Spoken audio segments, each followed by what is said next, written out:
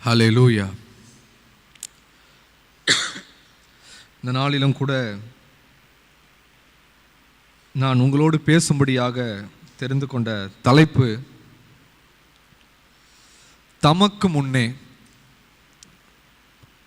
தமக்கு முன்னே என்னது அப்படின்னா என்ன அர்த்தம்?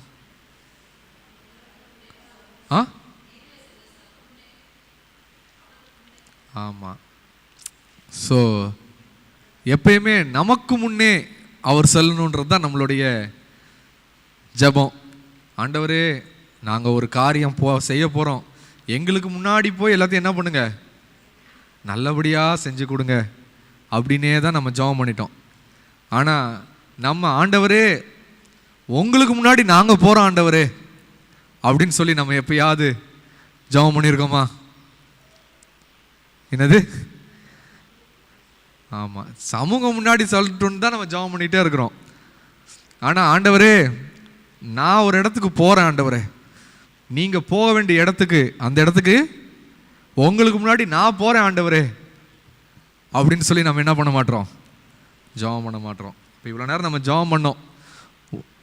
சபையே இல்லாத இடத்துல, ஊழியமே இல்லாத இடத்துல என்ன பண்ண போகிறோம், ஊழியம் தொடங்கணும் அப்படின்னு சொல்லி ஜெபம் பண்ணோம். அப்படின்னா என்ன அர்த்தம்? இயேசு கிறிஸ்து அந்த கிராமத்துக்குள்ளே போகிறதுக்கு என்ன இல்லை, இன்னும் பர்மிஷன் இல்லை, ஏற்றுக்க மாட்டாங்க. இப்போ அந்த கிராமத்துக்குள்ளே யார் போக போகிறா? அவங்க சூப்பராக சொன்னாங்க, நான் போக போகிறேன் அப்படின்னாங்க. அப்படி தான் சொல்லணும். இப்போ நீங்கள் எல்லாருமே கர்த்தர் உங்களை என்ன பண்ண போகிறாரு, அனுப்ப போகிறார். அல்லேலூயா. ஆமாம், அவர் போகணும்னு நினைக்கிற இடத்துக்கெல்லாம் உங்களை முன்னாடி அனுப்ப போகிறாரு. அல்லேலூயா. எவ்வளோ பேர் போக ஆயத்தமாக இருப்பீங்க? அல்லேலூயா. ஏன் ஆண்டவரே, இந்த வயசில் எனக்கு தேவையில்லாமல் அங்கேயே இருந்து கூட நாங்கள் அப்படியே என்ன பண்ணுறோம், வாழ்ந்து மரித்து விடுகிறோம் அப்படின்றாங்க. ஆமாம், சரி. அதாவது தேவன் நம்மை அனுப்ப வேண்டும் என்று நினைக்கிறார். ஆனால் நம்ம என்ன பண்ண மாட்டோம், போக மாட்டோம். வீட்டு பக்கத்திலே எங்கேயாவது சொன்னால் போயிட்டு வரலாம் ஆண்டவரே, ஒரு மணி நேரம் தூரம், 1 மணி நேரம்ன்றது அதிகம், 1 மணி நேரத்தில் திரும்பி வந்துடணும் ஆண்டவரே போயிட்டு அப்படின்ற மாதிரி தான் நம்மளுடைய ஜெபம் இருக்குது. ஆனால் நம்ம என்ன பண்ண மாட்டோம், ஆண்டவரே எங்களை என்ன பண்ணுங்க, நீங்கள் போகணும்னு சொல்கிற இடத்துக்கு நான் போக தயாராக இருக்கேன், எங்கே போகணுமோ என்ன அனுப்புங்க அப்படின்னு சொல்லி ஜெபம் பண்ண மாட்டோம். இன்னைக்கு ஒரு 3 பகுதியிலே இயேசு கிறிஸ்து தான் போவதற்கு முன்பாக தன்னுடைய சீஷர்களை என்ன பண்ணுறாரு, அந்த பகுதிக்கு அனுப்புகிறார். அப்படி அனுப்பும் பொழுது என்ன நடக்க போகுது, என்ன நடந்துச்சுன்றதை நம்ம பார்க்க போகிறோம். பாருங்க, யார் வரல கூட, இயேசு கிறிஸ்து இப்போ வரமாட்டேன்ட்டார். அது இந்த சீஷர்கள்லாம் ரொம்ப ஜாலியாக இருக்கிறாங்க. எங்கே போனாலும் இயேசு கிறிஸ்து கூட வராரு, எங்கே போனாலும் அவர் அற்புதம் செய்கிறாரு. அவரை ஒருத்தர் வாங்க எங்கள் வீட்டுக்கு வாங்க சாப்பிட வாங்க அப்படின்றாங்க. ஜாலியாக இவங்களும் போய் சாப்பிட்றாங்க. யாருமே கூப்பிடலனாலே இவரே என்ன பண்ணிடுறாரு, சாப்பாடை ரெடி பண்ணி கொடுத்துட்றாரு. இவங்களுக்கு இப்போ ஜாலியாகவே வாழ்க்கை போயிட்டுருக்கு. இப்போ கர்த்தர் திடீர்னு என்ன சொல்கிறாரு, இப்போ நான் வரலப்பா, நீங்கள் போய் ஒரு இடத்த ரெடி பண்ணுங்க, நீங்கள் போய் ரெடி பண்ணதுக்கு அப்புறம் அந்த இடத்துக்கு நான் வரேன் அப்படின்றார். இப்போ இவர்களுக்கு எல்லாருக்கும் எப்படி இருக்கு, என்னடா இயேசு கிறிஸ்து திடீர்னு நான் வரமாட்டேன் நீங்கள் போங்கன்னு சொல்கிறாரு, இது என்ன புதுசாக இருக்கு அப்படின்னு சொல்லி இவங்க எல்லாம் என்ன பண்ணுறாங்க, திகைக்க ஆரம்பிக்கிறாங்க. பாருங்க, லூக்கா 9ஆம் அதிகாரத்திலே இப்படியாக சொல்லப்படுகிறது. முதல் வசனம், அவர் தம்முடைய 12 சீஷரையும் வரவழைத்து சகல பிசாசுகளை துரத்தவும் வியாதி உள்ளவர்களை குணமாக்கவும் அவர்களுக்கு வல்லமையும் அதிகாரமும் கொடுத்து தேவனுடைய ராஜ்யத்தை குறித்து பிரசங்கிக்கவும் பிணியாளிகளை சொஸ்தமாக்கவும் அவர்களை அனுப்பினார். அப்பொழுது அவர் அவர்களை நோக்கி, வழிக்கு தடியையாவது பையையாவது அப்பத்தையாவது காசையாவது எடுத்துக்கொண்டு போக வேண்டாம், 2 அங்கிகளை கொண்டு போகவும் வேண்டாம், எந்த வீட்டிலே பிரவேசிக்கிறீர்களோ அங்கே தங்கி அங்கிருந்து புறப்படுங்கள். உங்களை ஏற்றுக்கொள்ளாதவர்கள் எவர்களோ அவர்களுடைய ஊரை விட்டு நீங்கள் புறப்படும் போது அவர்களுக்கு சாட்சியாக உங்கள் கால்களில் படிந்த தூசியை உதறி போடுங்கள் என்றார். அப்ப இயேசு கிறிஸ்து இப்ப தன்னுடைய 12 சீஷர்களுக்கு என்ன பண்றாரு? வல்லமை அதிகாரத்தெல்லாம் கொடுத்து அனுப்புறாரு. நம்ம முதலாவது புரிந்துக்கணும், தேவன் நம்மளை அனுப்புறாரு, நான் போக தயாருன்னு சொன்னா உங்க வாழ்க்கையில வல்லமையும் அதிகாரமும் செயல்பட ஆரம்பிச்சிடும். ஹல்லேலூயா. நிறைய நேரத்தில் நம்ம எங்கேயுமே போக மாட்டோம், ஆனா என்ன பண்ணணும்னு நினைக்கிறோம்? வல்லமையும் அதிகாரமும் என் வாழ்க்கையிலே செயல்படணும்னு நம்ம நினைக்கிறோம். நம்ம என்ன பண்ணணும்? போகணும். எங்கேயாவது என்ன பண்ணணும்? ஆமா, ஆண்டவரே நான் போக தயாரா இருக்கிறேன். பாருங்க, இந்த பகுதியில் அவர் அனுப்பிச்சு விட்டுட்டாரு. இப்ப இவர்கள் எல்லாம் போறாங்க. போயிட்டு திரும்பி இவங்க என்ன பண்றாங்க? அவர்களுடைய சாட்சிகளை சொல்றாங்க. ஆண்டவரே நாங்க போனோம், அற்புதங்கள் நடந்துச்சு, நாங்க போனோம், அங்க வியாதியஸ்தர்கள் சுகமானாங்க, நாங்க போனோம், அந்த இடத்துல என்ன நடந்துச்சு? பிசாசுகள் ஓடினது அப்படின்றாங்க. இப்ப இதெல்லாம் இப்ப எல்லாம் நல்லா போயிட்டு இருக்கு. இப்ப என்ன நடக்குது? 9ஆம் அதிகாரத்திலே 52ஆம் வசனம், 51ஆம் வசனம். பின்பு அவர் எடுத்துக்கொள்ளப்படும் நாட்கள் சமீபத்த போது அவர் எருசலேமுக்கு போக தமது முகத்தை திருப்பி தமக்கு முன்னாக தூதர்களை அனுப்பினார். அவர்கள் போய் அவருக்கு இடத்தை ஆயத்தம் பண்ணும்படி சமாரியருடைய ஒரு கிராமத்திலே பிரவேசித்தார்கள். அவர் எருசலேமுக்கு போக நோக்கமாக இருந்தபடினால் அவ்வூரார் அவரை ஏற்றுக்கொள்ளவில்லை. அவருடைய சீஷராக யாக்கோபும் யோவானும் அதை கண்டபோது, ஆண்டவரே, எலியா செய்தது போல வானத்திலிருந்து அக்கினி இறங்கி இவர்களை அழிக்கும்படி நாங்கள் கட்டளையிட உமக்கு சித்தமா என்று கேட்டார்கள். அவர் திரும்பி பார்த்து, நீங்கள் இன்ன ஆவியுள்ளவர்கள் என்பதை அறியீர்கள் என்று அதட்டி, மனுஷகுமாரன் மனுஷருடைய ஜீவனை அழிக்கிறதற்கு அல்ல, ரட்சிக்கிறதற்கே வந்தார் என்றார். அதன் பின்பு அவர்கள் வேறொரு கிராமத்துக்கு போனார்கள். என்ன நடக்குது இந்த இடத்துல? இயேசு கிறிஸ்து எருசலேமுக்கு போகணும்னு சொல்லி அவர் தன்னுடைய முகத்தை திருப்புகிறார். அப்படியாக அவர் எருசலேமுக்கு போகணும்னு நினைக்கும் போது எந்த வழியா போறாரு? அவர் சமாரியா. அப்ப சமாரியாவில் ஒரு கிராமத்தின் வழியாக போகணும்னு சொல்லி அவர் திட்டம் பண்றாரு. சீஷர்களை சொல்றாரு, நீங்க போய் என்ன பண்ணுங்க? சமாரியாவில் தங்குவதற்கு ஒரு இடத்தை ஆயத்தம் பண்ணுங்க.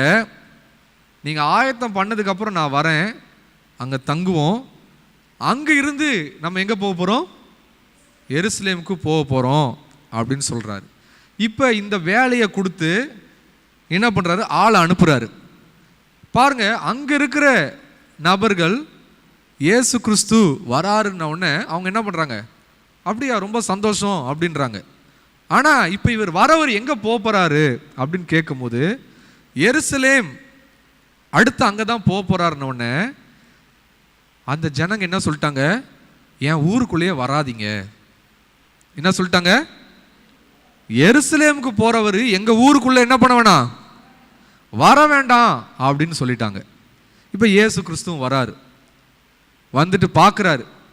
அவர் யாரையும் அந்த இடத்துல என்ன பண்ணல, சமாதானப்படுத்தவே இல்லை. ஆனா அந்த இடத்துல என்ன நடக்குது? அவருடைய சீஷர்கள் என்ன பண்றாங்க? ஆண்டவரே, என்ன தைரியம் இருந்தா இவங்க நம்மளையே எதிர்ப்பாங்க? நான் வானத்திலிருந்து அக்கினியை இறக்கி இவங்களெல்லாம் அழிக்கிறதுக்கு உங்களுக்கு சித்தம்னா சொல்லுங்க ஆண்டவரே. ஏதோ இதுக்கு முன்னாடி ஒரு வானத்திலிருந்து அக்கினியை இறக்கிக்கிட்டே இருந்த மாதிரி என்ன கேட்குறாரு? உங்களுக்கு சித்தம்னா சொல்லுங்க, நான் வானத்திலிருந்து என்னத்த பண்றேன். ஆமா, ஏன்னா அவர் என்ன பண்ணிட்டாரு? ஒரு 30 வசனத்துக்கு முன்னாடி நம்ம வாசிச்சது போல அவர் இப்ப பேயெல்லாம் ஓட்டிட்டாரு. ஒரு தைரியம் வந்துருச்சு. இவ்வளோ நாள் இயேசு கிறிஸ்து கூட வந்துகிட்டு இருந்தாரு, இயேசு கிறிஸ்து கூட இல்லாமலே இதெல்லாம் பண்ற அளவுக்கு நம்மளால முடியுதே அப்படின்னு சொல்லி அவங்களுக்கு இப்ப என்ன வந்துருச்சு? ஒரு தைரியம் வந்துருச்சு. இப்போ அவங்க என்ன கேட்குறாங்க? வானத்திலிருந்து அக்கினி இறக்கிட்டாண்டவரே அப்படின்னு சொல்லி கேட்கும்போது அவர் இந்த இடத்துல அந்த ஊர் ஜனங்களை அவர் எதுவுமே சொல்லலை. சீஷர்களை அதட்டி, இந்த கிராமம் இல்லைன்னா வேற கிராமத்துக்கு போவோம் வாங்க அப்படின்றார். இந்த நாளிலும் கூட நாம் புரிந்து கொள்ள வேண்டிய ஒரு அதிமுக்கியமான ஒரு காரியம், தேவன் நம்மை அனுப்பும் பொழுது பல காரணத்திற்காக நம்மை ஜனங்கள் ஏற்றுக்கொள்ளாமல் போகலாம். எல்லா நேரத்திலையும் நம்ம என்ன நினைச்சிடக்கூடாது, நம்ம சுவிசேஷத்தை ஏற்றுக்க மாட்டாங்கன்னு மட்டும் நீங்க நினைச்சக்கூடாது. பல காரணம் இருக்கலாம். ஒருவேளை அந்த ஊர்ல அவங்க ஜாதி பிரச்சனை இருக்கலாம், அந்த கிராமத்துக்குன்னு சில வழக்கம் இருக்கலாம், அவர்களுக்குன்னு சொல்லி சில கட்டுப்பாடு இருக்கலாம், இல்லை அவர்களுக்கு முற்காலத்தில் ஏற்பட்ட ஒரு கசப்பான அனுபவமாக இருக்கலாம். எந்த காரணத்துக்கு வேணாலும் நம்மளை என்ன பண்ணலாம், எதிர்க்கலாம். பாருங்க, இயேசு கிறிஸ்துவை என்ன காரணத்துக்காக எதிர்த்தாங்க? எருசலேம் அவர் போறாருன்னு சொன்னதுக்காக, என் ஊர் வழியா நீ எருசலேம் போறதுன்னா நீ எங்க ஊருக்கே வர வேணாம். அப்பனா நீ பார்க்க வந்தது யாரை பார்க்கறதுக்கு இல்லை, எங்களை பார்க்கறதுக்கு வரல, அப்படிதானே? அப்ப ஒரு முக்கியத்துவம் இன்னைக்கு கூட நம்மளுடைய வாழ்க்கையில நம்ம ஒரு ஊழியத்திற்கு போகிறோம் என்றால் நம்ம டெடிகேட்டடா அந்த மக்களுக்காக நம்ம இருக்கோமான்றதை அந்த மக்கள் பார்க்குறாங்க. ஏதோ அந்த சைடு வந்தேன் அதனால உங்களை அப்படியே பார்த்துட்டு போகலாம் அப்படின்னு வந்தா இந்த வார்த்தையை நிறைய நேரத்தில் என்ன பண்ணுறதில்ல, விரும்புறது கிடையாது. நிறைய நேரத்தில் பாருங்களேன், நம்மளே கூட திடீர்னு ஒரு ஊருக்கு போயிருப்போம், இவ்வளோ தூரம் வந்துட்டோம், இந்த ஊரில் தான் நம்ம சொந்தக்காரங்க ஒருத்தவங்க இருக்கிறாங்கன்னு பார்த்துட்டு போகலான்னு வந்தோம் அப்படின்னா அவங்க என்ன நினைப்பாங்க, ஓ அப்போ எங்களை பார்க்கறதுக்கு வரல அப்படின்னு ஒரே வார்த்தையில் முடிச்சிருவாங்க. ஏன் அப்படின்னா நம்ம வந்தோம்னா அங்கே ஒரு 10 நிமிஷம் தான் இருப்போம். இன்னும் சில நேரத்தில் என்ன ஆகும், ஏதோ ஒரு விசேஷத்துக்கு வந்திருப்போம், ஃபங்க்ஷனுக்கு வந்திருப்போம், சாயந்தரம் தான் ஃபங்க்ஷன் இருப்பாங்க, காலையிலே போயிட்டோம், மதியானம் வரையும் என்னடா பண்ணுறது? அப்போ அங்கே ஒருத்தர் இருக்கிறார், அவங்க வீட்டில் போயிட்டு என்ன பண்ணுவோம், போய் பேசிட்டு அங்கேயே மதியானம் சாப்பாடையும் சாப்பிட்டுட்டு போவோன்னு சொன்னால், அப்போ நிறைய நேரத்தில் சிலர் அதை ரொம்ப சந்தோஷமாக எடுத்துக்க மாட்டாங்க. சிலர் சரி பரவாயில்ல நம்ம வீட்டுக்கு வரணும்னு நினச்சிருக்காங்களேன்னு எடுத்துக்கிறவங்களும் இருக்கிறாங்க. ஆனால் நிறைய பேர் என்ன பண்ணுவாங்க, நம்மளை பார்க்கறதுக்குன்னு இவங்க ஒரு வாட்டி கூட வரல, அவங்களுக்காக வந்திருக்காங்க பார்த்தீங்களா. இப்போ அடுத்த பிரச்சனை வந்துடும், ஓ உங்களுக்கு தான் பத்திரிக்கை வச்சாங்களா, எனக்கு பத்திரிக்கை வைக்கலையே. இப்போ உடனே என்ன பிரச்சனை வந்துடும், தெரியாமல் ஃபோன் பண்ணி கேட்டுட்டோமே. நிறைய நேரத்தில் அந்த பிரச்சனையும் நிறைய பேர் சந்திச்சிருந்துருப்போம். ஒரு ஃபங்க்ஷனுக்குன்னு போகலான்னு போயிருப்போம், யார் வீட்டிலடா தங்கலாம், அங்கே பார்த்தா அவங்களுக்கு அந்த வீட்டில் பத்திரிக்கையே வச்சுருக்க மாட்டாங்க. இப்போ என்ன ஆகிடும், ஓ உனக்கு வச்சுருக்காங்களா. இப்போ நம்ம தான் என்ன பண்ணுவோம், ஃபோன் பண்ணி சொல்லுவோம், நீ அவங்க வீட்டுக்கு பத்திரிக்கை வைக்கலையா, நான் தேவையில்லாமல் என்ன பண்ணிட்டேன், ஃபோன் பண்ணி கேட்டுட்டேன், அந்த வீட்டுக்கு பத்திரிக்கை வை, அப்போ தான் நான் போய் அந்த வீட்டில் தங்க முடியும். இது மாதிரி சில இம்சையான விஷயங்கள்லாம் நிறைய நேரத்தில் நடந்திருக்கு. ஏன் இதை சொல்கிறேன், ஊழியத்திலே நாம் ஒருவருக்கு என்ன முக்கியத்துவம் கொடுக்கிறோம் என்பதை அவர்கள் பார்க்குறாங்க. அப்போ எல்லா நேரத்திலையும் சுவிசேஷம் எதிர்ப்பாக இருக்கிறதா அப்படின்றது அப்படி கிடையாது. நான் பல நேரத்தில் ஜனங்களை சந்திக்கும் பொழுது அவங்க நம்ம எந்த அளவுக்கு அவங்கள நம்ம நேசிக்கிறோன்றதை அவங்க பார்க்குறாங்க. அவங்க நம்ம சுவிசேஷத்தையே ஏற்றுக்காம கூட இருக்கலாம், ஆனால் எந்த அளவுக்கு நம்ம அவங்கள நேசிக்கிறோம் அப்படின்றத அவங்க பார்க்குறாங்க. அப்போ தொடர்ச்சியாய் ஒரு குடும்பத்தை, ஒரு கிராமத்தை நாம் எவ்வளவாய் தொடர்ந்து சந்தித்து கொண்டே இருக்கிறோம் அப்படின்றத அந்த கிராமத்து மக்கள், அந்த எல்லையில் இருக்கிற மக்கள் வாட்ச் பண்ணுவாங்க. எவ்வளோக்கு எவ்வளோ நம்ம டெடிகேட்டடாக அந்த இடத்துல இருக்கிறோமோ நம்மளை அவங்க என்ன பண்ணுவாங்க, ஏற்றுக்கொள்வார்கள். அப்போ இன்னொரு ஒரு காரியம் என்ன, இந்த சமாரியா அப்படின்னு சொல்லப்படுகிற இந்த பட்டணம், அதில் இருக்க கிராமங்கள், இவர்கள் எப்படிப்பட்டவர்னா, இஸ்ரவேல் அப்படின்றது ரெண்டு ராஜ்யமாக இருந்தது. இயேசு கிறிஸ்து காலத்தில் பார்த்தீங்கன்னா ரோமர்களுடைய கட்டுப்பாட்டில் ரோமர்கள் முழுவதுமாக ஆட்சி செஞ்சுக்கிட்டு இருக்கிறாங்க. ஆனால் பாபிலோனுக்கு சிறைப்பிடித்து கொண்டு போவதற்கு முன்னாடி வரையும் அந்த இஸ்ரவேல் ஜனங்க ரெண்டாக பிரிகிறார்கள். யூதா மற்றும் இஸ்ரவேல் என்று ரெண்டாக பிரிகிறது. அப்போ மேற்கு ராஜ்யம், தெற்கு ராஜ்யம் என்று 2 ராஜ்யமாக பிரிகிறது. அதில் இந்த யூதா இந்த தேசத்தில் தான் என்ன இருக்கு, தேவனுடைய ஆலயம் இருக்கு. இந்த இஸ்ரவேல் என்னப்படுகிற அந்த தேசத்தினுடைய தலைநகரம் சமாரியா. அங்கே தேவனுடைய ஆலயம் இல்லை. அப்போ ஒரு கட்டத்தில் என்ன பண்ணுறாங்க, அந்த தேசத்தின் ராஜா, அதாவது சாலமோனுடைய அடுத்த தலைமுறை யெரொபெயாம் ரெகொபெயாம், நீங்கள் அதை படிச்சிருப்பீங்க. அப்போ என்ன நடக்குது, தேசம் இரண்டாக பிரிகிறது சாலமோனுடைய ராஜ்யத்திற்கு பிறகு. அப்போ இந்த இஸ்ரவேல் தேசத்தை ஆண்டு கொண்டிருக்க ராஜா என்ன பண்ணுறாரு, ஐயோ இவங்க எல்லாரும் கோயிலுக்காக ஆலயத்திற்காக எல்லாம் வருஷா வருஷம் அங்கே போக ஆரம்பித்தாங்கன்னா மறுபடியும் ஒரு பற்று வந்துடும், நம்முடைய ராஜ்யம் நம்ம கையை விட்டு போயிடுமே அப்படின்னு நினச்சி அந்த மனுஷன் என்ன பண்ணுறாரு, அங்கே அவரே ஒரு கோயிலை கட்டி ஒரு தெய்வத்தை உண்டு பண்ணி இனி இதுதான் நமக்கு தெய்வம் அப்படின்னு சொல்லி அதற்கு ஆசாரியர்களை வைக்கிறார். இதன் மூலமாக தேவனுடைய கோபம் என்ன ஆகுது, அந்த ராஜ்யத்தின் மேலே எழும்புகிறது. தொடர்ச்சியாக அந்த ராஜ்யம் கடைசி வரை, அதாவது முதலாவது சீரியர்கள் அந்த இஸ்ரவேலை கைப்பிடித்து போவாங்க. அதுக்கு அடுத்த கட்டத்தில் தான் என்னாகும், பாபிலோன் ராஜா யூதாவை அவங்க சிறை பிடிப்பாங்க. அப்போ இந்த இஸ்ரவேல் தேசத்தை பார்த்தீங்கன்னா இவர்கள் கடைசி வரையும் தேவனுக்கு பிரியமில்லாதவர்களாக தான் வாழ்ந்துகிட்டு இருந்தாங்க. கலப்படமான வாழ்க்கை உடையவர்கள் இவங்க. எப்படிப்பட்டவங்க, கலப்படமான ஒரு வாழ்க்கை உடையவர்கள். அப்போ அந்த பகுதியில் வாழ்கிற அந்த ஜனங்களை இஸ்ரவேல், அதாவது இந்த யூதா இந்த தேசத்து ஜனங்க ஏற்றுக்கொள்ளலை.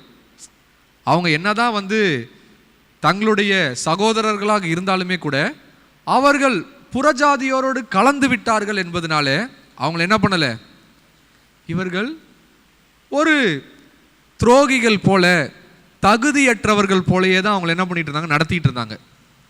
அதனால எப்பயுமே சமாரியர்கள் என்றாலே ஒரு தீண்டத்தகாதவர்கள் போல தான் என்ன பண்ணுவாங்க, இந்த யூதா தேசத்தில் இருக்கிற இந்த ஜனங்க பார்ப்பாங்க. அதனால தான் இயேசு கிறிஸ்து பல முறை அவர் சமாரியர்களை ஒப்பிட்டு பேசியிருப்பார். நல்ல சமாரியன், சமாரிய ஸ்திரீ, இது மாதிரி கதைகள்லாம் ஏன் அவர் குறிப்பிட்டு சொல்கிறார் அப்படின்னா, அவர்களுக்குள்ளாக இருக்கிற இடைவெளியை நீக்க வேண்டும் என்பதை அவர் மிகவும் ஒரு நோக்கமாக வைத்திருந்தார். அதனால தான் புதிய ஏற்பாட்டில் நம்ம பார்க்கிறோம், அந்த இரண்டு, அதாவது புறஜாதியாருக்கும் இஸ்ரவேலுக்கும் நடுவே இருந்த அந்த பிளவு நீங்கியது, சமாதானத்தை சுவிசேஷமாக சொல்ல சென்றார்கள். ஹல்லேலூயா. அப்போ இந்த சமாரியர்களுக்கு எப்பொழுதுமே இந்த இஸ்ரவேல், இந்த யூதா ஜனங்களை பார்க்கும்போது அவங்களுக்கு என்ன இருக்கும், அவங்களுக்கு ஒரு வெறுப்பு. ஏன்னா இவங்க என்ன பண்ணுறாங்க, நம்மளை ஏதோ ஒரு மோசமான நபர்கள் போலவே நம்மளை பார்க்குறாங்களேன்னு சொல்லி எப்பயுமே இவங்களுக்கு என்னாகும், இந்த எருசலேம், இந்த ஆலயம் இருக்கிற இந்த பகுதியை பார்த்தா, அந்த ஜனங்களை பார்த்தா அவங்களுக்கு ஒரு கோபத்தோடே தான் இருப்பாங்க. அப்போ இயேசு கிறிஸ்து அங்கே வரும்பொழுது அந்த ஜனங்க என்ன பண்ணல, அவரை ஏற்றுக்கொள்ளவில்லை. இன்னைக்கு நம்முடைய வாழ்க்கையிலும் கூட நம்ம ஏற்றுக்கொள்ளாதவர்களை பார்க்கும்போது நம்மளுக்கு கோபம் வரக்கூடாது.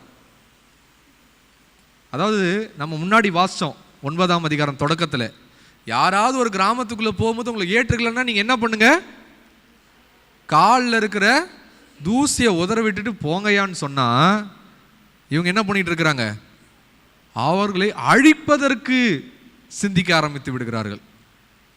ஆனால் இயேசு கிறிஸ்து சொல்கிறாரு, நான் இவர்களை அழிக்க வரவில்லை, ரட்சிக்கவே வந்தேன்.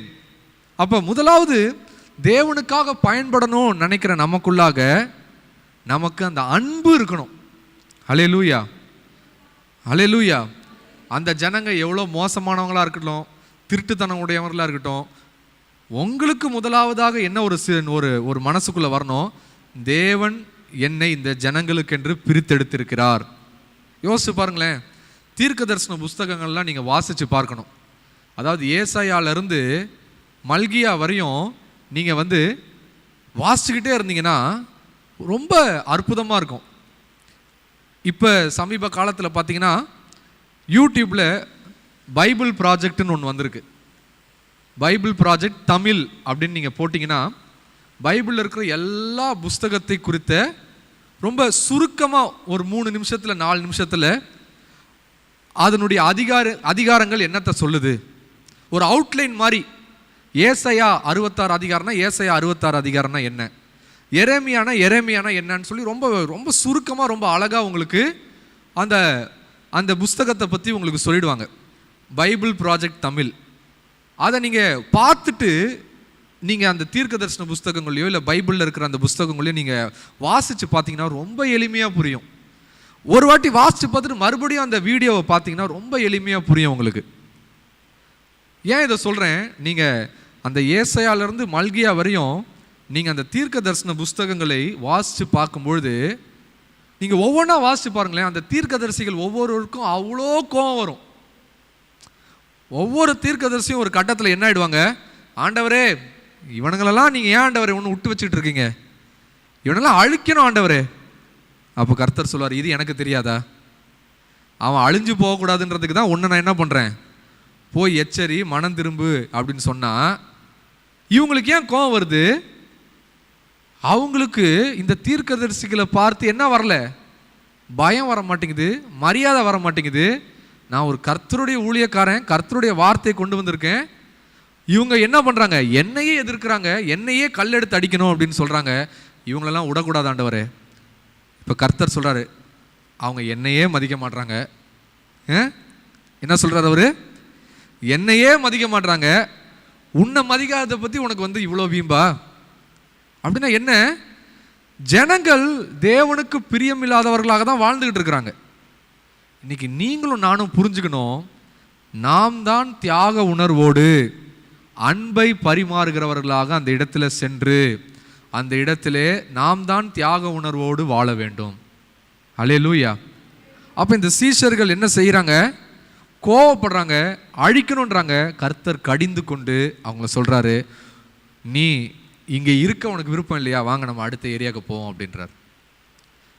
இன்னொன்று நம்ம புரிஞ்சுக்கணும், சில நேரங்களிலே சில எல்லைகளுக்கு கதவுகள் அடைப்பட்டு இருக்கும். என்ன ஆகிருக்கும், கதவுகள் அடைப்பட்டு இருக்கும். அப்போ இயேசு கிறிஸ்து சொல்கிற ஒரு ஆலோசனை என்ன, அடுத்த கிராமத்தில் போய் தொடங்கு. அல்லேலூயா. ஆனால் நம்ம எப்படிப்பட்டவங்களா மாறிடக்கூடாது, மாதம் மாதம் ஒவ்வொரு கிராமத்தில் போய் தொடங்குறவங்களா மாறிடக்கூடாது.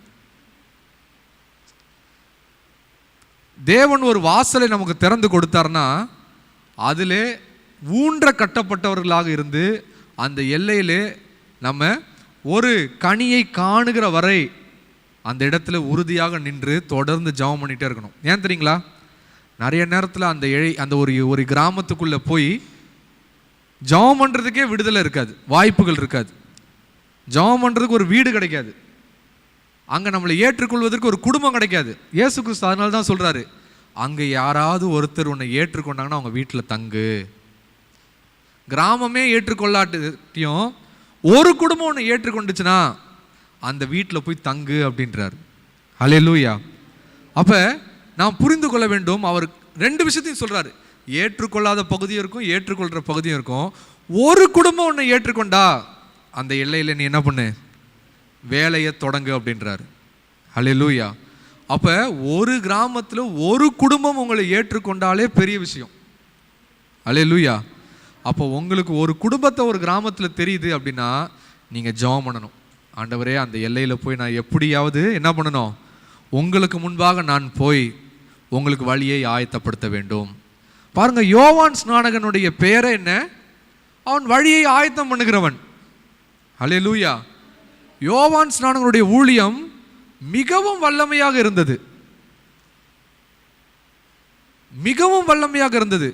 ஏரோது ராஜாக்கு இயேசு கிறிஸ்து கூட பெரிய ஆளா தெரியல, ஏரோது ராஜாக்கு யோவான் ஸ்நானகன் தான் பெரிய ஆளா தெரிஞ்சாரு. ஏன்னா அந்த அளவுக்கு யோவான் ஸ்நானகனுடைய ஊழியம் வல்லமையாக இருந்தது. அதாவது நம்மளை பார்க்குறவங்களுக்கு நம்மளுடைய தேவன் பெரியவர்னு தோன்ற அளவுக்கு நம்முடைய வாழ்க்கை இருக்கணும். அல்லேலூயா. இவரே இப்படி இருக்கிறான்னா, இவங்களே இப்படி இருக்காங்கன்னா அவங்க தேவன் எப்படிப்பட்டவங்களா இருப்பாங்க அப்படின்ற உணர்வு நம்மை பார்க்கும்போது ஜனங்களுக்கு வரணும். அல்லேலூயா. அப்போ முதலாவதாக நாம் பார்க்கிறோம், தமக்கு முன்னே இவர்கள் சமாரியாவுக்கு சென்றார்கள், அந்த இடத்திலே வாசல்கள் அடைப்பட்டது. அல்லேலூயா. அப்போ சில நேரத்தில் நம்ம அவருக்கு முன்பாக செல்லும்பொழுது எதிர்ப்புகள் வரும், வாசல்கள் அடைப்படும். அல்லேலூயா. 2வது குறிப்பு 10ஆம் அதிகாரம், லூக்கா 10ஆம் அதிகாரம் 1 வசனம். இவைகளுக்கு பின்பு கர்த்தர் வேற 70 பேரை நியமித்து தாம் போகும் சகல பட்டணங்களுக்கும் இடங்களுக்கும் அவர்களை தமக்கு முன்னே 2 பேராக அனுப்பினார். அப்பொழுது அவர் அவர்களை நோக்கி, அறுப்பு மிகுதி, வேலையாட்களோ கொஞ்சம். ஆகையால் அறுப்புக்கு எஜமான் தமது அறுப்புக்கு வேலையாட்களை அனுப்பும்படி அவரை வேண்டிக் கொள்ளுங்கள். புறப்பட்டு போங்கள். ஆட்டுக்குட்டிகளை ஓநாய்களுக்குள்ளே அனுப்புகிறது போல இதோ நான் உங்களை அனுப்புகிறேன். பணப்பையையும் சாமான் பையும் பாதரட்சைகளையும் கொண்டு போக வேண்டாம். வழியிலே ஒருவரையும் வினவும் வேண்டாம். ஒரு வீட்டில் பிரவேசிக்கிற போது இந்த வீட்டுக்குள் சமாதானம் உண்டாவதாக என்று முதலாவது சொல்லுங்கள். சமாதான பாத்திரன் அங்கே இருந்தால் நீங்கள் கூறின சமாதானம் அவனிடத்தில் தங்கும். இல்லாதிருந்தால் அது உங்களிடத்திற்கு திரும்பி வரும். அந்த வீட்டிலே தானே நீங்கள் தங்கி இருந்து அவர்கள் கொடுக்கிறவைகளை புசித்து குடியுங்கள். வேலையால் தன் கூலிக்கு பாத்திரவானாய் இருக்கிறான். வீட்டுக்கு வீடு போகாதிருங்கள். ஒரு பட்டணத்தில் நீங்கள் பிரவேசிக்கிற பொழுது ஜனங்கள் உங்களை ஏற்றுக்கொண்டால் அவர்கள் உங்கள் முன் வைக்கிறவைகளை நீங்கள் புசித்து அவ்விடத்தில் உள்ள பணியாளிகளை சொஸ்தமாக்கி தேவனுடைய ராஜ்யம் உங்களுக்கு சமீபமாய் வந்திருக்கிறது என்று அவர்களுக்கு சொல்லுங்கள். யாதொரு பட்டணத்தில் நீங்கள் பிரவேசிக்கிற பொழுது ஜனங்கள் உங்களை ஏற்றுக்கொள்ளாவிட்டால் அதன் வீதிகளிலே நீங்கள் போய் எங்களில் ஒட்டின உங்கள் பட்டணத்தின் தூசியையும் உங்களுக்கு விரோதமாய் துடைத்து போடுகிறோம். ஆயினும் தேவனுடைய ராஜ்யம் உங்களுக்கு சமீபமாய் வந்திருக்கிறது என்பதையும் தெரிந்து கொள்வீர்களாக என்று சொல்லுங்கள். அந்த பட்டணத்திற்கு நேரிடுவதை பார்க்கிலும் அந்த நாளிலே சோதோம் நாட்டிற்கு நேரிடுவது லகுவாய் இருக்கும் என்று உங்களுக்கு சொல்லுகிறேன். அப்போ இந்த நாளிலும் கூட பாருங்க, 9ஆம் அதிகாரத்தில் 12 பேரை அவர் என்ன பண்றாரு? தெரிந்தெடுத்து அனுப்பினார். இப்ப அடுத்த கட்டம் 70 பேரை என்ன பண்றாரு? 2 சேர்த்து 35 இடத்துக்கு அனுப்புறாரு. இப்ப எல்லை என்ன பண்றாரு? விரிவாக்குகிறார். அல்லேலூயா. வசனம் சொல்லுது, அவர் தாம் போகும் சகல பட்டணங்களுக்கும், அதாவது இந்த பட்டணத்திற்கெல்லாம் இயேசு கிறிஸ்து என்ன பண்ணியிருக்காரு? ஏற்கனவே போயிருக்கிறார். அல்லேலூயா. அப்ப இன்னொரு ஒரு காரியத்தை நாம் உணர வேண்டும். தேவன் நம்மை அனுப்பும் பொழுது ஏற்கனவே சில பட்டணங்களுக்கு அவர் போய் அந்த பட்டணத்திலே நம்மால் தேவனுடைய ராஜ்யத்தை கட்ட முடியும் என்று சொல்லப்படுகிற அப்படிப்பட்டதான பகுதிகளை தேவன் முன்னதாகவே என்ன பண்ணியிருப்பாரு? ஆயத்த பண்ணியும் வைத்திருப்பார். அல்லேலூயா. நம்ம போனாதான் தெரியும் எங்க யார் நம்மளை வரவேற்க போறாங்க, யார் நம்மளை ஏற்றுக்கொள்ள போறாங்க. அல்லேலூயா. அப்ப அவர் ஏற்கனவே அவர் போய் சுற்றி திரிந்த பகுதிகள். நான் நிறைய நேரத்தில் எனக்கு ரொம்ப ஆச்சரியமா இருக்கும், சில இடத்துல சபையே இருக்காது, ஆனால் அந்த பகுதிகளிலே ஏற்கனவே ஊழியங்கள்லாம் நடந்திருக்கும், ஆனால் சபை தொடங்கியிருக்க மாட்டாங்க. புரியுதுங்களா? அங்கே ஒரு வீட்டு ஜெபம் கூட தொடங்கியிருக்க மாட்டாங்க, ஆனால் அந்த பகுதியில் தெரு பிரசங்கம் நடந்திருக்கும், வந்திருப்பாங்க, மக்கள் வந்திருப்பாங்க, பார்த்துருப்பாங்க, போயிருப்பாங்க. ஆனால் அங்கே ஒரு தொடர்ச்சியான ஒரு ஊழியம் அந்த இடத்துல இருந்திருக்காது. அங்கே நீங்கள் போய் இயேசு கிறிஸ்துவை பற்றி சொன்னீங்கன்னா, எங்களுக்கு தெரியுமே, நாங்கள் இந்த இயேசுவை பற்றி கேள்விப்பட்டிருக்கோமேன்னு சொல்லி ரொம்ப ஒரு பாசிட்டிவாக சிலர் என்ன பண்ணுவாங்க? ஆமாம் சொல்லுவாங்க. அப்போ ஏற்கனவே தேவன் சில பகுதிகளை அவர் என்ன பண்ணுறாரு? ஆயத்தப்படுத்தி நம்மை அனுப்புவார். அப்போ பாருங்க, 35 இடத்திற்கு ஒரே நேரத்தில் என்ன பண்ணுறாரு? 2 பேரை அனுப்பி அதே டைலாக், அந்த 12 பேரை அனுப்பும் போது என்ன சொன்னாரோ, ஒன்றும் எடுத்துகிட்டு போகாத, என்ன பண்ணாத, ஒன்றுமே எடுத்துகிட்டு போகாமல் விசுவாசத்தோட ஒரு கிராமத்துக்குள்ளே போ அப்படின்றார். போய் அங்கே என்ன பண்ணு? சுவிசேஷத்தை அறிவி, பிரச்சனையோடு இருக்கவங்களுக்காக ஜெபம் பண்ணு, பிசாசுகளை துரத்து அப்படின்றார். இப்போ நம்ம புரிந்து கொள்ள வேண்டிய ஒரு காரியம் என்ன தெரியுங்களா? நம்ம கடைசியாக எப்போ யாருக்காக போய் ஒரு பகுதியில் ஜெபம் பண்ணோம்? அதாவது கடைசியாக எப்போ போய் நம்ம யாருக்காக ஜெபம் பண்ணோம்? நிறைய பேர் போய் சந்திச்சுட்டே வந்துக்கிட்டே இருக்கோம், ஜெபம் பண்ணவே மாட்டோம். நிறைய பேருக்கு, நிறைய பேருடைய சந்திப்பு, வீடு சந்திப்பு, கிராம சந்திப்புலாம் இன்னைக்கு கதடிச்சுட்டு வர மாதிரி போயிட்டு இருக்கு. நீங்க போய் ஒரு வீட்டுக்குள்ள நுழைஞ்சு அந்த வீட்டோட பிரச்சனை என்னன்னு கேட்டு ஜெபம் பண்ணாம அந்த வீட்டை விட்டு என்ன பண்ணக்கூடாது? ஆமாம், வரக்கூடாது. அவன் அவ்வளோ நேரம் அந்த மனுஷன் அவங்களோட பேசி சந்தோஷமாக பேசுகிற அளவுக்கு இடம் கொடுத்துருக்காங்கன்னா நீங்கள் போய் என்ன பண்ணணும்? ஜெபம் பண்ணிட்டு தான் வரணும். நீங்கள் ஜெபம் பண்ணாமல் இவங்களை தான் எத்தனை வாட்டி பார்க்குறது, பேசுறது, ஜெபம் பண்ணுறதுன்னு சொல்லிட்டு சில நேரத்தில் என்ன பண்ணுறோம்? போயிட்டு வந்துடுறோம். உங்களை அதுக்கப்புறம் சில நேரத்தில் உங்கள் மேலே இருக்க மரியாதையே போயிடும். நீங்கள் வந்தால் உங்களை ஜெபிக்கிறவங்கன்ற ஒரு சிந்தனையே சிலருக்கு வராது. வராங்க, எல்லா கதையும் பேசுவாங்க, நீங்களும் கிளம்பி வந்துடுவீங்க. போய் நல்லா கர்த்தருடைய வார்த்தையை பேசிட்டு என்ன பண்ணணும்? ஜெபம் பண்ணிட்டு வரணும். அவர்களுக்காக ஜெபம் பண்ணிட்டு வரணும். மறுபடியும் வீட்டில் அந்த குடும்பங்களுக்காக என்ன பண்ணணும்? தொடர்ச்சியாக அவர்களுக்காக ஜெபிக்க வேண்டும். அப்போதான் அடுத்த தடவை நமக்கே தோணும், ஐயோ போன தடவை ஜெபம் பண்ணிட்டு வந்தோமே என்ன ஆச்சுன்னு கேட்க தோணும். இல்லைன்னா கேட்கறதுக்கு தோணாது. அப்போ நீங்கள் போய் அந்த எல்லையில் இருக்கிறவர்களுக்காக ஜெபிக்கணும். இன்னொன்று என்ன தெரியுங்களா? கிராமப்புறங்களில் இங்கெல்லாம் பெருசாக இருக்காது, ஆனால் கிராமப்புறங்களில் போனால் கண்டிப்பாக என்ன இருக்கும்? பிசாசு இருக்கும். அல்லேலூயா. அதனாலே நிறைய பேர் என்ன பண்ணுறதில்ல, எதுக்கு போய் அங்கே போய் ஜெபம் பண்ணிகிட்டு இருக்கணும், அது பாட்டு ஏஞ்சி ஏதாவது ஆடிடுச்சுன்னா அவ்வளோதான், என் கதை முடிஞ்சிச்சு, என்னை யார் காப்பாற்றுறது? உண்மை அதுதான். நீங்கள் கிராமப்புறங்களில் போனீங்கன்னா நிச்சயமாக அவ்வளோ கட்டு. நான் இன்றைக்கும் நிறைய இடத்துல பார்க்குறது உண்டு. சிலர்லாம் ரொம்ப ஓப்பனாக என்கிட்ட சொல்கிறவங்க இருக்காங்க, ஐயோ நீங்கள் சொல்கிற அந்த ஜபத்துக்கெலாம் நாங்கள் வரமாட்டோம், நான் வந்தால் எனக்குள்ளே இருக்கிறது ஆட ஆரம்பிச்சிடும். ஏன்னா அவங்கள பொறுத்தவரையும் அவங்களுக்குள்ளே என்ன இருக்குது? சாமி இருக்குது அப்படின்னு அவங்களுக்கு ஒரு இது. அதனால் அவங்க எங்கே எவ்வளோ தெளிவாக சொல்கிறாங்க, உங்கள் ஜபத்துக்கு நாங்கள் என்ன பண்ண மாட்டோம்? வரமாட்டோம், எங்களுக்கு அது ஆகாது அப்படின்னே சொல்லுவாங்க. நான் என்னைக்கோ கதை இல்லை, இன்றைக்குமே சொல்கிறவங்க இருக்கிறாங்க. ஏன்னா இன்றைக்குமே கிராமங்களில் வருஷம் அவங்க அந்த நெருப்பில் நடக்கிறவங்க இருக்கிறாங்க, வேல் குத்திக்கிறவங்க இருக்கிறாங்க, அளவு குத்திக்கிறவங்க இருக்கிறாங்க, குறி சொல்கிறவங்க இருக்கிறாங்க. அந்த சாமி வந்துருச்சுன்னு சொல்லிட்டு அவங்க என்ன பண்ணுறாங்க? எல்லா விதமான காரியங்களும் பண்ணிகிட்டு இருக்கிறாங்க, அவ்வளோ கட்டுகளோடு வாழ்ந்துக்கிட்டு இருக்கிறாங்க. அப்போ நீங்கள் போய் அங்கே ஜெபிக்கும் பொழுது அங்கே என்ன ஆகும்? பிசாசுகள் ஓடும். பாருங்க, வசனம் இப்படியா சொல்லப்படுகிறது 17ஆம் வசனத்தில் 10ஆம் அதிகாரத்தில், பின்பு அந்த 70 பேரும் சந்தோஷத்தோடு திரும்பி வந்து, அதுதான் அங்கே நம்ம கவனிக்கணும். நம்ம இப்போ ஊழியத்துக்கு போகிறதுக்கே நம்மளுக்கு ரொம்ப என்ன ஆகுது? அழுகையாக வருது. ஆனால் இந்த 70 பேரும் போயிட்டு எப்படி வந்தாங்களாம்? சந்தோஷமாக வந்தாங்களாம். அதை தான் நம்ம இங்கே யோசிக்கணும். நம்ம உண்மையிலேயே கர்த்தர் நம்மளை அனுப்புகிறாரு, நம்ம தொடர்ச்சியாக அந்த இடத்துல ஊழியம் பண்ணோன்னா நமக்குள்ள ஒரு சந்தோஷம் இருக்கும். தொடர்ச்சியாக ஊழியம் பண்ணலன்னா சந்தோஷம் இருக்காது. இப்போ என்ன ஆகுது? அந்த 70 பேரும் சந்தோஷத்தோடு திரும்பி வந்து, ஆண்டவரே உம்முடைய நாமத்தினாலே பிசாசுகளும் எங்களுக்கு கீழ்ப்படுகிறது என்றார்கள்.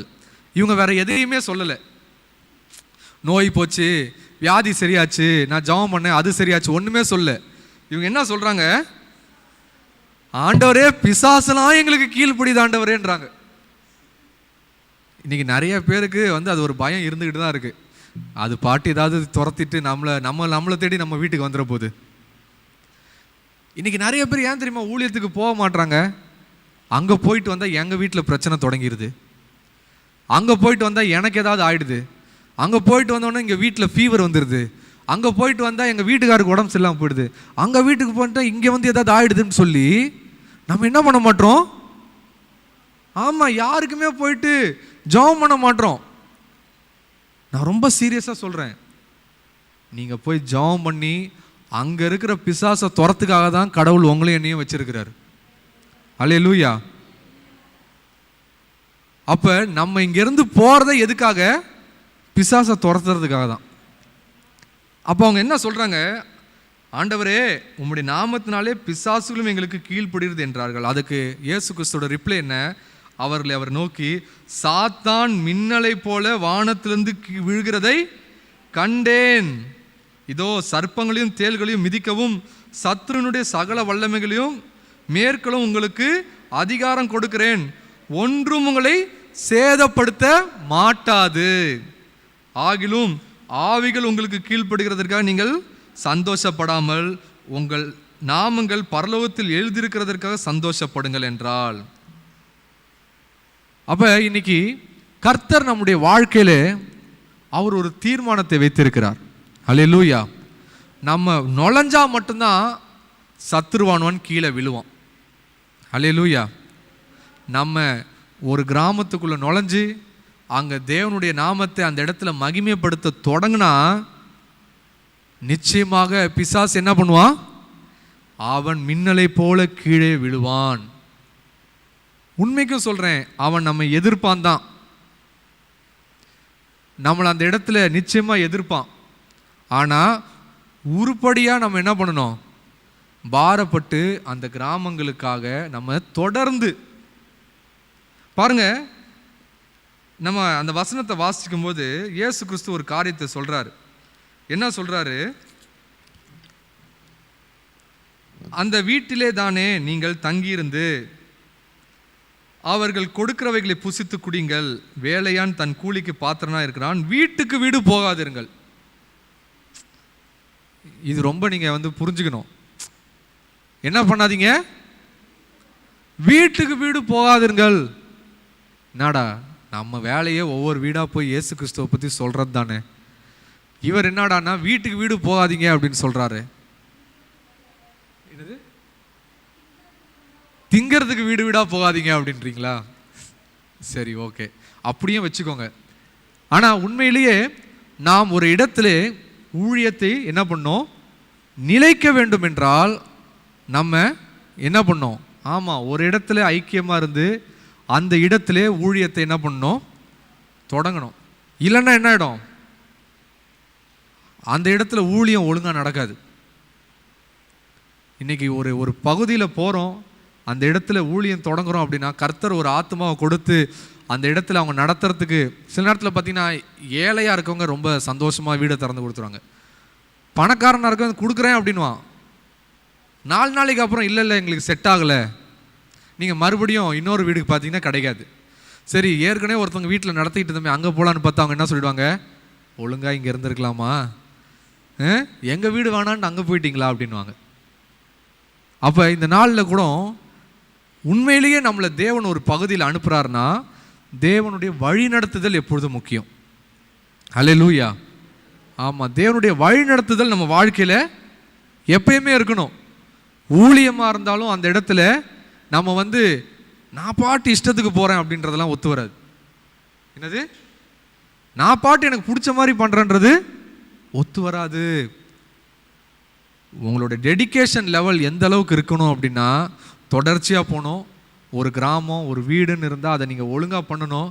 அந்த எல்லையில் இருக்கிற மக்களுக்கு இந்த நாள்னா அங்கே என்ன பண்ணுவாங்க? ஜெபம் நடக்கும். இந்த டைம்னா அங்கே ஜெபம் நடக்கும்னு அவங்களுக்கு என்ன பண்ணணும்? தெரியணும். அப்போ உங்களுடைய அந்த ஒரு விடாமல் நீங்கள் செஞ்சுக்கிட்டு இருக்கிற காரியம் இருக்குது பார்த்தீங்களா, அதுதான் பலன் தரும். அல்லேலூயா.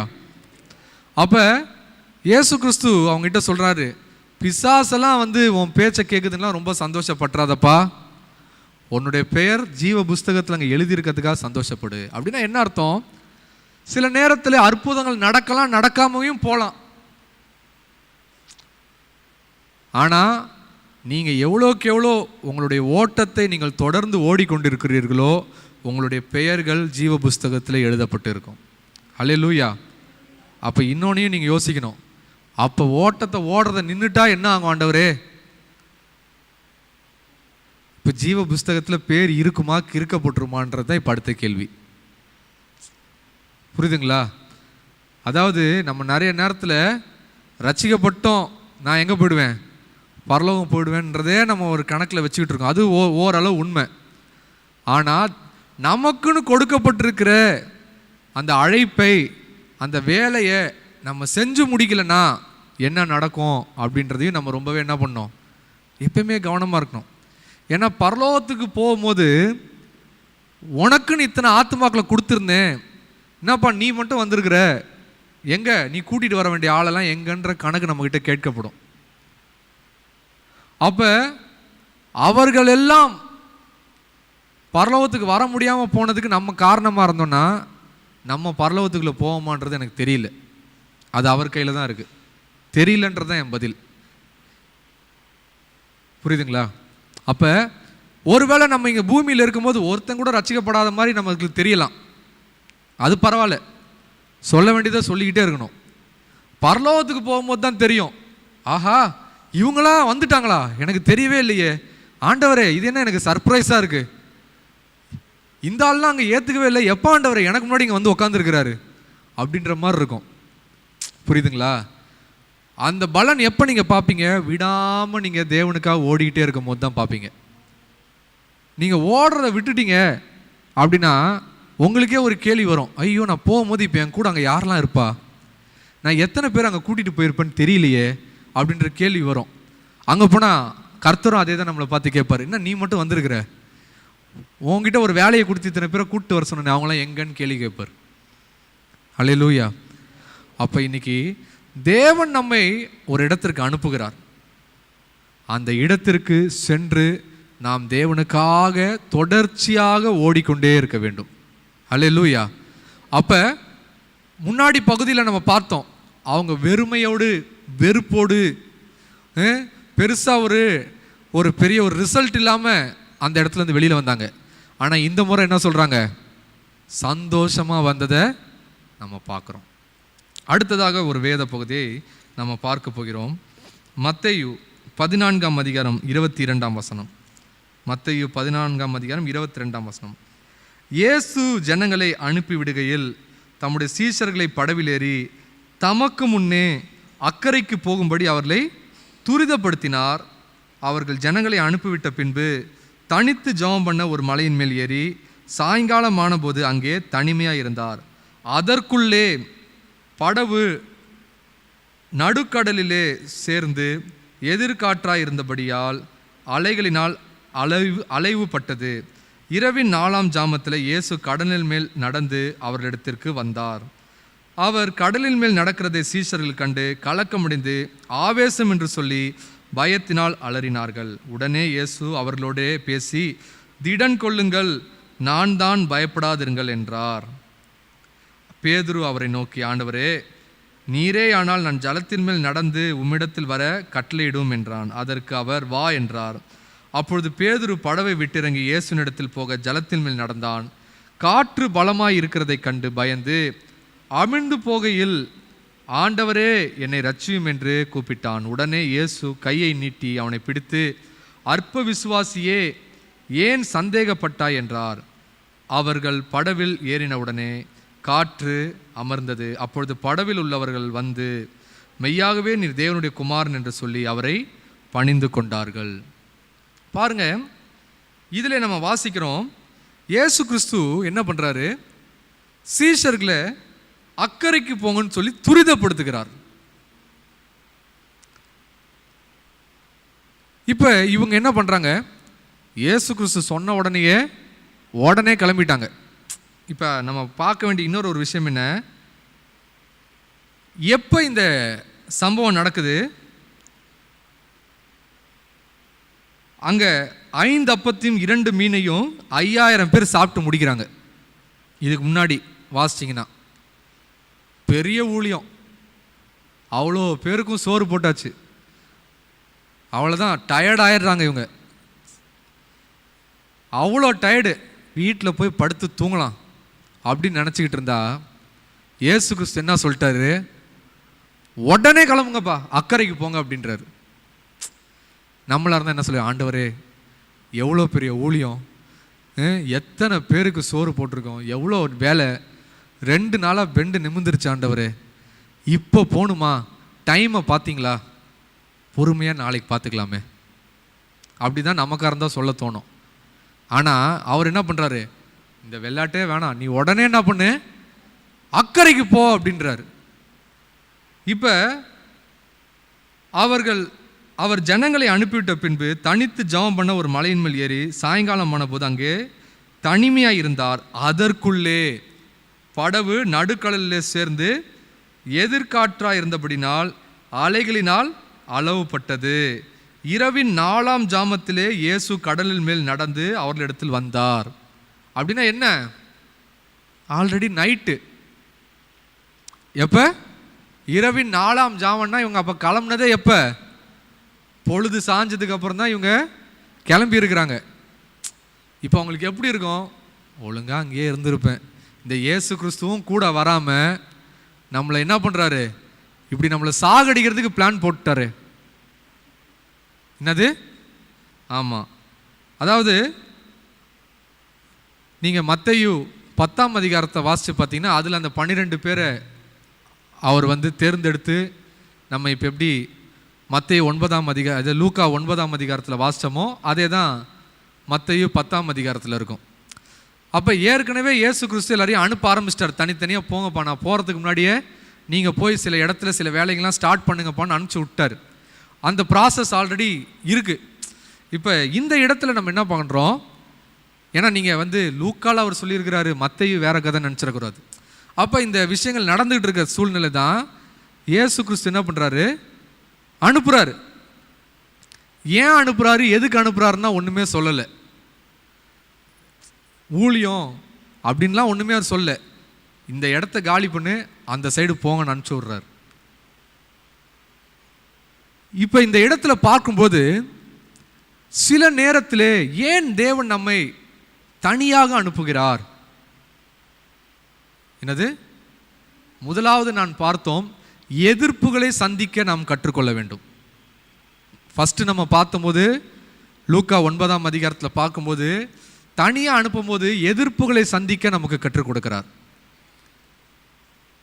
லூக்கா 10ஆம் அதிகாரத்திலே நாம் பார்க்கும்போது நம்மை தனியாக நம்மை அனுப்பும்பொழுது, அவருக்கு முன்பாக நம்மை அனுப்பும் பொழுது நாம் தேவனுடைய அந்த வல்லமையை காண, சத்ருவானவனை அவர் நம் மூலமாக தோற்கடிக்கிறதை நாம் அறிந்து கொள்ள நம்மை அனுப்புகிறார். இப்போ இந்த பகுதியில் தேவன் நம்மை தனியாக அனுப்பும் பொழுது அவர் என்ன பண்ணுறாரு? அவர் நம்ம கூட வராத போல தான் தெரியும், ஆனால் நம்முடைய வாழ்க்கையில் என்ன நடக்கிறது என்பதை அவர் கவனித்து கொண்டே இருக்கிறார். நாம் தனியாக இல்லை என்பதை நாம் உணரும்படியாக செய்கிறார். அல்லேலூயா. தேவன் நம்மளை அனுப்பிச்சிட்டார் அப்படின்னா நம்ம மேலே ஒரு பொறுப்பே இல்லாமல் அக்கறையே இல்லாமல் அனுப்பிச்சி விட்டார். பார்த்தீங்களா? கூட இருந்தாலாவது காப்பாற்றுவார், கூடையும் இல்லை. நான் இப்போ என்ன பண்ண போகிறேன்? சாக போகிறேன் அப்படின்னு சொல்லி அவங்களுக்கெல்லாம் நினச்சிக்கிட்டு இருந்த நேரத்தில் இதுவரை அவர்கள் கண்டிராத வகையிலே இயேசு கிறிஸ்து கடலின் மேலே நடந்து என்ன பண்ணுறாரு? அவர்களிடத்தில் வருகிறார். அவர் நம்மை அனுப்பும் பொழுது நாம் அவருடைய வார்த்தைக்கு கீழ்ப்படிந்து நாம் செல்வோம் என்றால் இதுவரை கண்டிராத அற்புதங்களை தேவன் நம்மை காண செய்வார். அல்லேலூயா. எதிர்ப்புகள் வருதும், அற்புதங்கள் நடக்கும். ஆனால் அதே போல நம்முடைய வாழ்க்கையிலே அலைகள் வரும், புயல் வரும். ஆனால் அதற்கு மத்தியிலே தேவன் இருக்கிறார் என்பதை உறுதிப்படுத்துவார். அல்லேலூயா.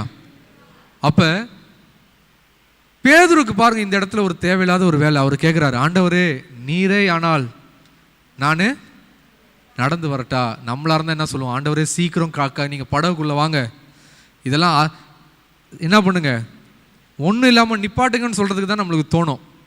ஆனால் இவருக்கு அந்த நேரத்தில் இவருக்கு ஒரு ஆசை, நானும் கடலில் இப்படி நடந்து பார்க்கலாமா? இயேசு கிறிஸ்து என்ன பண்ணுறாரு? வாப்பா அப்படின்றாரு. ஆனால் இந்த மனுஷனுக்குள்ளே என்ன இல்லை? அந்த விசுவாசம் இல்லை. சில நேரத்தில் நம்மளுக்கு என்ன தெரியுமா பிரச்சனை? நமக்கு நான் கையை வச்சா அற்புதம் நடக்கணும், நான் சொன்னால் மழை பெய்யணும், நான் சொன்னால் என்ன பண்ணணும்? ஆமாம், இயேசு கிறிஸ்து இல்லை. இவங்க அங்கேயே ஜெபம் பண்ணி காற்றே நில், புயலே நில்லுன்னு அவங்களுக்கு ஜெபம் பண்ண தோணுச்சா? அப்படி தோணவே இல்லை. ஆனால் ஏற்கனவே கர்த்தர் என்ன பண்ணிட்டாரு? இவங்களை அனுப்பிச்சிட்டாரு. பேய் ஓடுது, நோய் போகுது. ஆனால் இதுவரை இவங்க எதை பார்க்கல? இவங்களுக்கு தெரியல நம்ம ஜெபம் பண்ணால் புயல் கூட அமருன்றது இவங்களுக்கு தெரியல. அதான் நீங்கள் புரிஞ்சுக்கணும். இதுவரையும் இவங்க அதை பார்க்கல. நம்ம ப்ரேயர் பண்ணால் என்ன ஆகும்? காற்றும் அடங்கும், புயலும் அடங்கும், அலைகளும் அமரும் அப்படின்றது இவங்க பார்க்கல. சில நேரத்தில் தனியாக அனுப்புறதுக்கு காரணம் என்ன தெரியுங்களா? இதுவரையும் நம்ம பார்க்காததை தேவன் பார்க்க வைக்க போறார். அல்லேலூயா. அப்போ நம்ம தேவன் அனுப்பும் பொழுது நமக்கு கர்த்தர் மேலே ஒரு உறுதி இருந்து அதை சந்திக்க நம்ம என்ன பண்ணோம்? ஆயத்தமாக இருக்கணும். அது வரையும் பேதுரு காற்றையும் கடலோட அந்த அலைகளையும் அமர்த்ததுக்கு ஜெபம் பண்ணாதவர், இப்போ இவருக்கு ஒரு ஆசை வருது. ஆஹா, இதுவரையும் நம்ம பார்க்காத ஒன்று இவர் பண்ணுறாரா, நம்மளாலையும் பண்ண முடியுதா? நம்மளுக்கு நிறைய நேரத்தில் அது மட்டும்தான் மனசில் இருக்குது. என்னால் இதை பண்ண முடியுமா, என்னால் அதை பண்ண முடியுமா? ஆனால் கர்த்தரோட வேலை நாங்கள் நடந்துச்சான்றதை பற்றி கவலைப்பட மாட்டோம். அல்லேலூயா. இன்றைக்கி நிறைய நேரத்தில் ஊழியத்தில் நம்ம என்ன பண்ணணும்னு நினைக்கிறோம், எனக்குள்ளே அப்படியே வல்லமை வந்து அதை பண்ணும் இதை பண்ணும் ஆண்டவரே அப்படின்னே தான் ஜெபம் பண்ணிட்டு இருக்கிறோம். ஆத்துமாக்கள் ரட்சிக்கப்படணுன்ற ஜெபம் இருக்க மாட்டேங்குது. அல்லேலூயா. உண்மையிலேயே தேவன் அக்கறைக்கு செல்ல வேண்டியது அவருடைய சித்தமாக இருந்துச்சு அப்படின்னா அந்த இடத்துல அவர் கடல் அலையை அவர் அமர்த்துவார். நம்ம செல்லணுன்றது சித்தம் இல்லைன்னா அங்கேயே என்ன பண்ணிடுவார் நம்மளை, அவ்வளோதான். அங்கேயே நம்மளை படகை கவுத்து விட்டார்னா நம்ம இறந்து போயிடுவோம், அவ்வளோதான். புரியுதுங்களா? அப்போ தேவன் நம்முடைய வாழ்க்கையில் நம்மளை அக்கறைக்கு கொண்டு போகணுன்றது அவருடைய சித்தமாக இருந்தால் அவர் கொண்டு போவார். அல்லேலூயா. அப்போ தேவன் நம்மளை அந்த இடத்துல கொண்டு போகிறாரு, அந்த வழியில் நடத்துகிறாரு. நமக்கு ஒரு விசுவாசம் இருக்கணும். என்னை அனுப்புகிறவர் என்ன பண்ணுறாரு? ஏற்கனவே அவர் நம்ம ஃபஸ்ட்டு என்ன பார்த்தோம்? அவர் அனுப்புனா அவருக்கு தெரியும், அவர் போன பகுதிக்கு தான் நம்மளை அனுப்புகிறாரு. மூணாவது, அவர் நம் நினைப்பாவே இருந்து நம்ம போனோம்னா அவர் என்னன்னாலும் நமக்காக வருவார். அல்லேலூயா, அல்லேலூயா. அப்போ இன்றைக்கி நம்முடைய வாழ்க்கையில் நமக்கு என்ன இருக்கணும்? ஆண்டவரே நான் போக தயாராக இருக்கிறேன். இப்போ மெசேஜ் அவ்வளோதான். இவ்வளோ நேரம் நம்ம கேட்டது என்னது? தமக்கு முன்னே அவர் போங்கன்னு சொன்னார். போனதுனால அவங்க வாழ்க்கையில் அவங்க பார்த்த காரியங்கள் அற்புதங்கள். ஜனங்க கர்த்தரை ஏற்றுக்கொண்டதை பார்த்தாங்க. இன்றைக்கி நீங்களும் நானும் இப்போ சிந்திக்க வேண்டியது, கர்த்தர் இதே தான் நம்மகிட்டே சொல்கிறாரு. போகிறதுக்கு தயாராக இருக்கியா? நான் போன இடம் தான் அப்படின்றாரு. இல்லைனா நீ போ நான் பார்த்துக்கிறேன் அப்படின்றாரு. அல்லேலூயா. அப்போ நம்ம என்ன பண்ணணும்? உட்காந்து டெய்லி ஜெபம் பண்ணணும். ஆண்டவரே, இவ்வளோ நாள் நான் என்ன பண்ணிகிட்டு இருந்தேன் அப்படின்னா, எனக்கு முன்னாடி நீங்கள் போய் பாதையெல்லாம் என்ன பண்ணுங்க, செவ்வாய்ப்படுத்துங்கன்னே ஜெபம் பண்ணிட்டு இருந்தேன். ஆண்டவரே, கொஞ்சம் மாறி யோவான் ஸ்நானகனை போல நான் போய் பாதையெல்லாம் சரி பண்ணுறவனா என்னை மாற்றுங்க ஆண்டவரே. அல்லேலூயா. எல்லாத்துக்கும் நான் வந்து ஆண்டவரே நீங்கள் போய் எல்லாம் நில்லுங்கன்னு சொல்கிறத விட்டுட்டு நான் போய் அந்த பாதையை சரி பண்ணுறவனா என்னை மாற்றுங்க, கரடு முரடாக இருக்கிறதெல்லாம் சரி பண்ணுறவனா என்னை மாற்றுங்க. ஏன் இப்படி சொல்கிறேன்? அப்படி ஜெபம் பண்ணாதான் நம்மளுக்கு கரடு முரடை பார்க்கும்போது சரி பண்ணணும்னு தோணும். இல்லைன்னா நம்ம என்ன பண்ண சொல்ல ஆரம்பிச்சிருவோம், ஆண்டவரே அந்த இடம் சரியில்லை ஆண்டவரே, நமக்கு ஆபத்து ஆண்டவரே, உயிருக்கே ஆபத்து ஆண்டவரே, நான் கிளம்பிடுறேன் ஆண்டவரே அப்படின்றோம் நம்ம. ஆனால் என் கடமை, நான் தான் அந்த பாதையை செவ்வாய் பண்ணணும், என் தேவன் அந்த கிராமத்துக்குள்ளே வரத்துக்கு நான் தான் அந்த வழியை ஆயத்தம் பண்ணணுன்ற அந்த ஒரு உணர்வும் அந்த பொறுப்பும் இருந்துச்சு அப்படின்னா நான் என்ன பண்ணுவேன்? கண்டிப்பாக அது எவ்வளோ கரடு முரடாக இருந்தாலும் அதை சரி பண்ணுறது தான் என் வேலைன்றதை புரிஞ்சுக்கிட்டு நான் போய் அங்கே சரி பண்ண ஆரம்பிச்சிருவேன். அல்லேலூயா. அப்போ இன்றைக்கி இந்த செய்தி எனக்கு ரொம்ப இது ஆச்சரியமாக இருந்துச்சு. ஏன்னா இது முதல் தடவை தமக்கு முன்னேன்ற வார்த்தை என்ன இந்த வாரம் என்னோட கூட தேவன் பேசினார். அப்போ அவர் நம்மளை அனுப்புகிறேன் அப்படின்றார். அவருக்கு முன்னாடி நம்ம செல்வதற்கு நாம் ஆயத்தமாக இருக்க வேண்டும். அல்லேலூயா, அல்லேலூயா. அப்போ இந்த வேளையில் கூட கண்களை மூடி நம்ம ஜெபம் பண்ண போகிறோம். கர்த்தர் நம்மளை இன்னும் நம்புகிறாரு. பாருங்க, 12 பேர் அனுப்பிச்சாரு, 70 பேர் அனுப்பிச்சாரு. இயேசு கிறிஸ்து உயிர் தெழுந்த பொழுது 500 பேர் இருந்தாங்க. இன்னைக்கு கோடியான ஜனங்க இருக்கிறாங்க. இருந்தாலும் ஆட்கள் பத்தலை. அல்லேலூயா. இருந்தாலும் ஆட்கள் பத்தலை. அப்போஸ்தலர்களுக்கு சொன்ன லூக்கா 9ஆம் அதிகாரத்தில் சொன்ன அதே விஷயத்தை தான் லூக்கா 10ஆம் அதிகாரத்தில் அடுத்த 70 பேருக்கும் அவர் சொன்னார். இன்றைக்கி நீங்கள் என்ன நினைக்கக்கூடாது, நான் பெரிய ஊழியக்காரர் கிடையாது, நான் அப்போஸ்தலர் கிடையாது, நான் மிஷினரி கிடையாது, நான் இவாஞ்சலிஸ்ட் கிடையாதுன்னு நீங்கள் நினைக்கக்கூடாது. அவங்களுக்கு சொன்ன அதே வார்த்தையை தான் உங்களுக்கும் சொல்கிறாரு. எதை பற்றியும் கலங்காமல், எதை பற்றியும் பயப்படாமல், எதை பற்றியும் எதிர்பார்க்காம அந்த கிராமத்துக்குள்ளே போ. ஹல்லேலூயா. யாராவது ஒன்று ஏற்றுக்கிறாங்களான்னு தேடு. ஹல்லேலூயா. அவங்கள தேடி கண்டுபிடிக்க வேண்டியது தான் நம்ம வேலை. ஒருவேளை ஏற்கனவே அந்த கிராமத்தில் எனக்கு தெரிஞ்ச ஒரு நபர் இருந்தார்னா, உங்கள் வீட்டில் ஒரு ப்ரேயர் ஆரம்பிக்கலாமா? உங்கள் வீட்டில் நான் ஒரு ப்ரேயர் ஆரம்பிக்கலாமா அப்படின்னு சொல்லி நீங்கள் ஜெபம் பண்ணுவோம். ஒருவேளை ஐயோ மற்றவங்களாம் வந்தால் பிரச்சனையாக போயிடும். இல்லை, உங்கள் வீட்டில் நான் மட்டும் வந்து நம்ம மட்டும் ஜெபம் பண்ணுவோம் ஃபஸ்ட்டு. அப்போ அந்த வீட்டுக்காரவங்களுக்கு அது ஆசீர்வாதமாக தோணுச்சுன்னா அவங்களே சொல்லுவாங்க, யாராவது வரதுனா கூப்பிடுங்க அப்படின்னு. புரியுதுங்களா? அப்போ எடுத்தோடனே நம்ம என்ன பண்ணோம், கூட்டத்தை கூட்டுறதுக்கு முன்னாடி அந்த வீட்டில் போய் நம்ம ஜெபம் பண்ணோம். ஒரு 2 வாரம் 3 வாரம் 1 மாதம் போய் உட்காந்து அந்த வீட்டில் இருக்கவங்களோட உட்காந்து, அந்த வீட்டில் இருக்கவங்களுக்கு நம்பிக்கை வர மாதிரி அந்த வீட்டில் இருக்கவங்களோட நல்லா உட்காந்து ஜெபம் பண்ணோம்னா அடுத்து தேவன் காரியங்களை வாய்க்க செய்வார். அப்போ இன்றைக்கி நம்ம கேட்ட இந்த வார்த்தையின்படி, ஜெபத்ததுபடி போய் ப்ரேயர் பண்ணுங்க. இந்த திருச்சியில் இத்தனை கிராமம் இருக்காண்டவரே, உங்களுக்கு திருச்சியில் எந்தெந்த கிராமத்தெல்லாம் சொந்தக்காரங்க இருக்கிறாங்க, நண்பர்கள் இருக்காங்கன்னு போய் லிஸ்ட்டு போடுங்க. எங்கெல்லாம் உங்களுக்கு தெரிஞ்சவங்க இருக்கிறாங்க, அங்கே சபையே இல்லையா யோசிங்க. நல்லா ஜெபம் பண்ணுங்க. ஆண்டவரே உங்களுக்கு சித்தமா அந்த பகுதிக்கு போய் அந்த வீட்டில் ஒரு ஜெபம் ஆரம்பிக்கிறது உங்களுக்கு சித்தமா? நீங்கள் ஆரம்பிக்க போகிற அந்த வீட்டு ஜெபம் ஒரு நாள் சபையாக மாறப்போகிறது. ஹல்லேலூயா.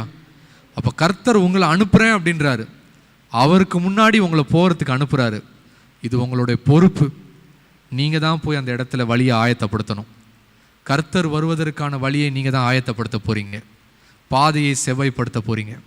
கண்களை மூடி ஒருவர் உண்மையிலே உள்ளத்தின் ஆழத்திலிருந்து இந்த ஆண்டு நிறைவடைகிறதுக்குள்ள எங்கள் திருச்சபையின் மூலமாக கிராம பகுதிகளிலே, சபைகளே இல்லாத பகுதிகளிலே நாங்கள் ஊழியத்தை தொடங்கணும். நிறைய நேரத்தில் ஏன் அண்ணா நகரில் நம்மளுக்கு சில விஷயம் நடக்க மாட்டேங்குது, ஏன் நம்ம இருக்க லோக்கலில் நடக்க மாட்டேங்குன்னு சிலருக்கு ஒரு யோசனையாக இருக்கும். ஏன்னா கர்த்தர் நம்மளை அனுப்பணும்னு நினச்சிட்டு இருக்க இடம் வேறையாக இருக்கும். நம்ம என்ன பண்ணிகிட்ருப்போம், இங்கேயே நின்றுக்கிட்டு இருந்திருப்போம்.